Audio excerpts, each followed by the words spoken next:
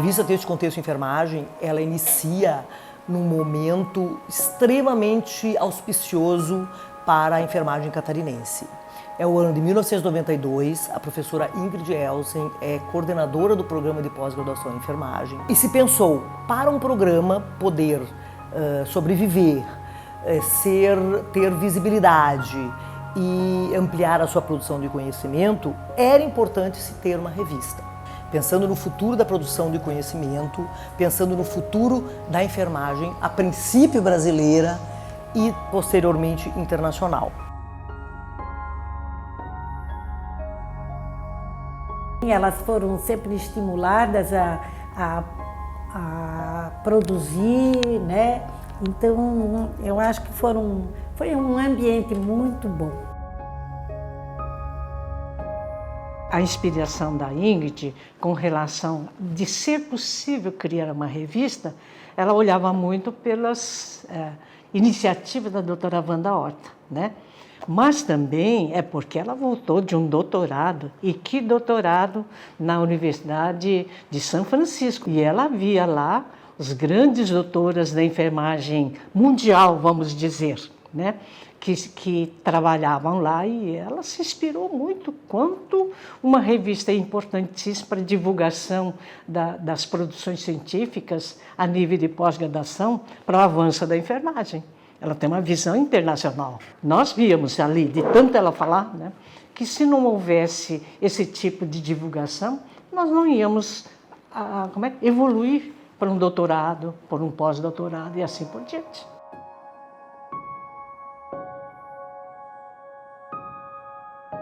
A produção científica também ficou diversificada, né? Aumentou bastante a produção, né? Os primeiros artigos que foram encaminhados foram convites de professores para fazer esse início da produção da revista. Foi justamente para isso, para dar essa visibilidade, toda essa produção que existia dentro do programa de pós-graduação em enfermagem.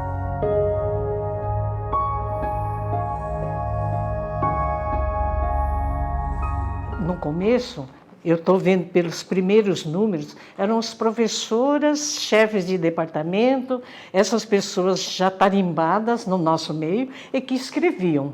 Mas, ao mesmo tempo, nós ficávamos estimulando os alunos novos que passavam por nós, enfermeiros de campo, né? Nós tínhamos muito contato, não só os enfermeiros do HU, mas também enfermeiros daqui da grande Florianópolis, né? Que vinham para as nossas reuniões. Então tinha um grupo muito interessado em trabalhar juntos, e aí a gente estimulava e convidava para que escrevesse um manuscrito e mandasse para a gente.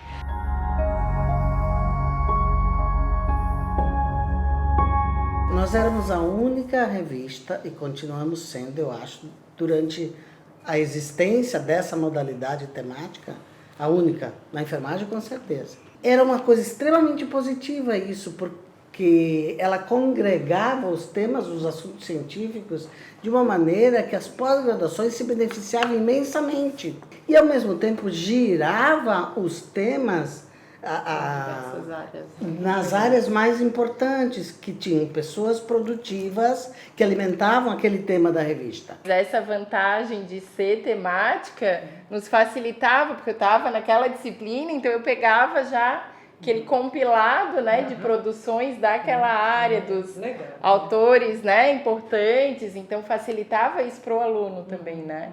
E acho que é uma marca que a Texto Contexto traz, né? Sim. É um grande diferencial dela, né? Essa especificidade de ser temática, como isso está no imaginário dos enfermeiros e da academia no país.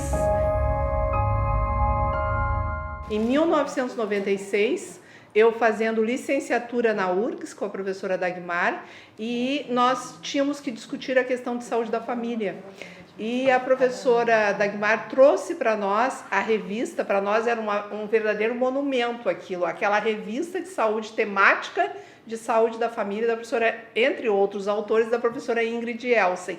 Eu lembro que eu bebi naquela fonte com tanta sede, aquilo foi tão emocionante, eu disse, nossa, uma revista inteira, isso é um livro, isso é uma entidade.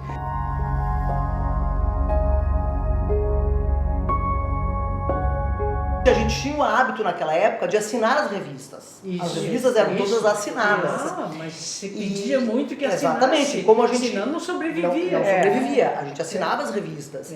Então, eu tenho a assinatura da Texto Contexto desde o primeiro número dela, quando foi lançado, eu passei a assinar. E eu logo em seguida, eu também já comecei a encaminhar manuscritos para Texto Contexto. Né? Porque era uma revista que era acadêmica, era uma revista que tinha um diferencial que ela era temática, então isso a fazia única no meio acadêmico das revistas de enfermagem brasileiras. Lembro quando era aluna que todos os eventos, né, os brasileiros da enfermagem tinham um standzinho da pós, isso né? foi uma outra coisa, que a gente carregava a revista como caixeiro viajante. A gente era caixeiro viajante da revista. Quem montava os stands éramos nós. Não tinha gente que ia lá, montava e a gente chegava tudo bonitinho. Não, os professores, os coordenadores da pós, a editora da revista, os alunos, a gente montava os stands, a gente fazia rodízio no stand para vender as revistas, para fazer as propagandas da revista, as assinaturas. Primeiro entrou no Cielo, ela passou 2007, a ser online, mas ela continuava sendo também impressa. Aí exato. a gente começou a cobrar as taxas quando ela deixou de ser impressa. Se a gente não abrisse a revista Para fluxo contínuo e tirasse essa questão de eleger os temas para cada número, a gente não ia conseguir manter as regras da coleção Cielo. A decisão de deixar de ser temática não foi porque isso não era importante, né? Não foi porque isso não era significativo, mas foi muito mais uma questão política posterior, no sentido de que a gente pudesse aumentar a competitividade no mercado editorial com a produção científica. A gente conseguiu ser indexada no Scopus em 2008, que como a gente estava na coleção Cielo, que aumentou a visibilidade, aumentou a qualidade da revista. E em 2009, nós fomos selecionados para entrar no Web of Science. Então foi assim, a gente não submeteu. Como a gente estava na coleção Cielo, o que eles faziam na época, a indexação no Easy, né? no Web of Science? Eles pegavam algumas revistas que estavam começando a ter mais visibilidade, mais citações e inseriam. Né? Indexavam. A submissão, quando a revista ficou aberta em Open Access e sem a temática específica, aumentou tanta submissão que a gente teve que criar pré-análise, né? E começar a ver como é que a gente ia dar conta de tudo aquilo. E mais tarde, numa outra gestão, que daí foi com a professora Itaíra e com a professora Denise também, é que a gente teve os editores associados. Eu entrei como editora da revista em 2010. Fiquei de 2010 a 2017 como editor da revista. Embora eu sempre me sentisse parte da revista desde que eu entrei na pós-graduação, né? Desde 99 eu me sentia parte da revista, nas decisões da revista, né, Lúcia? Que eram sempre colaborativas, eram sempre integradas com as editoras, no caso primeiro com a Lúcia, depois com a Marisa, depois com a Odaleia, que na gestão da Odaleia a gente teve a primeira, vamos dizer assim, editoria associada, que não tinha ainda esse nome, que foi a Denise Guerreiro. Na gestão da Marisa entrou uma diretora técnica, que era a Márcia Cruz, que entrou no sentido de ajudar o gerenciamento da revista.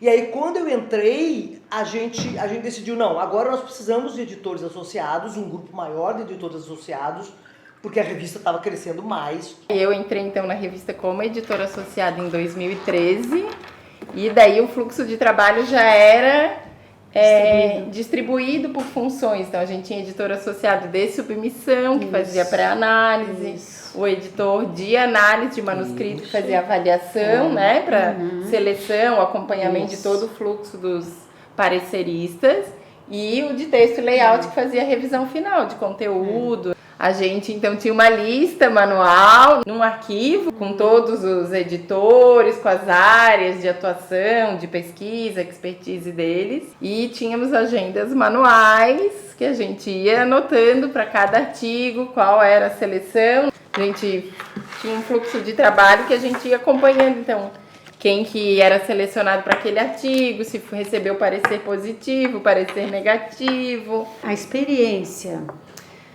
de tu participar, né, ou como editora, coordenadora editorial, editora-chefe ou editora associada de uma revista, é um enriquecimento na tua vida acadêmica imensurável. Então, você esse só é problema... um bom editor se você foi e continua sendo um bom consultor. E dentro dessa qualificação do bom, significa também não apenas do ponto de vista da análise criteriosa, interna e externa do texto, do paper em si, da qualificação científica, mas dos prazos que você cumpre como consultora. A editoração, a revisão crítica, ela precisa ser trabalhada desde o início da formação do mestrando, né? Porque ele está se formando como pesquisador, também como autor. Uma contribuição dessa última década, eu acho que foi essa formação dos doutorandos. Iniciando. Então, né, já na gestão da professora Itaíra, a gente tem a disciplina, então, de análise crítica de artigo, que é ofertada para os doutorandos com o objetivo, realmente, de formar eles enquanto consultores ad hoc. Então, eles fazem esse exercício, esse aprendizado, discutindo as questões de rigor mesmo, de avaliação, de processo editorial. Eu brinco que eu digo que eles conhecem um pouquinho o bastidor, né, da revista, então todo esse processo de trabalho, as diferentes etapas, até para entender, assim, a qualidade do artigo publicado, a morosidade, às vezes, né, porque enquanto autor a gente fica, poxa, levaram um ano para avaliar o meu artigo, né, mas para entender, então, todo esse processo e para que, quando eles terminem o curso de doutorado, eles se comprometam também com esse exercício, né, de consultora doc.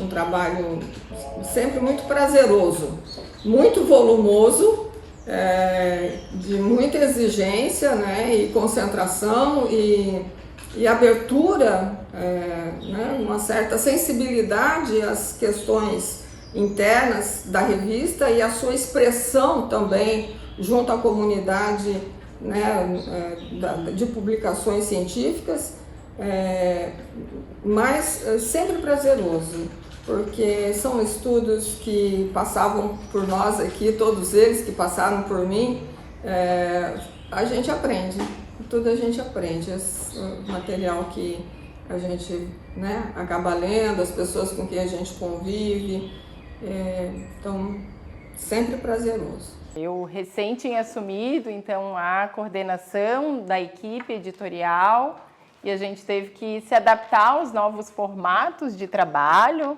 para poder organizar, então, todo esse processo de avaliação, recebimento dos manuscritos. E a gente recebeu, então, o nosso primeiro artigo Covid, né, no final de março. A partir desse artigo a gente optou, então, fazer a chamada especial, né, e dar prioridade em todo o fluxo. Então, a gente conseguiu, em menos de um mês, estar com um artigo avaliado por consultores ad hoc externos.